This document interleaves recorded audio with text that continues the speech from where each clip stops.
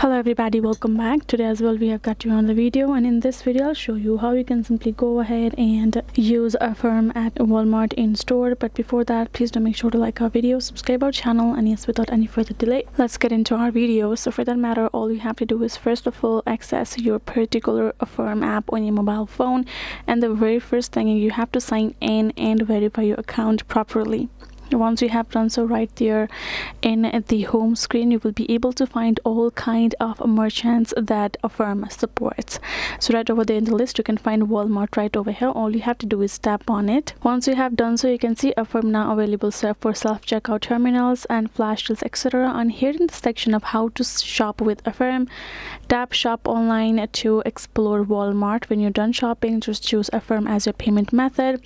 At checkout, tap shop in store to request a one-time use barcode to check out with an associate at the register. So this is the way for you to simply use it. For that matter, here in the section you can see check my purchasing power. If you tap on this, as I mentioned before, you have to first get verified and have your account. Once you're done so, all you have to do is simply going to shop online, which will simply direct you to the browser where it will open a Walmart for you. And then there in the section you're going to choose the products that you would like to purchase. Once you have chosen, and there in the payment section you're going to choose Affirm as the payment method, and you will be able to access these shop in store option. Once you have tapped on it, the Affirm will simply generate a barcode for you. You have to make sure to remember that, and where in the register counter all you have to do is go ahead, present that particular barcode of yours and pay with it. As long as you have the account here in Affirm, and all the process has to be done from the app itself, make sure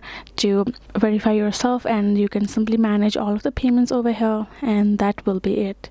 So this is basically the way for you to do so. If you got more questions, make sure to leave them in the comments below, and yes, I'll see you guys in our next video.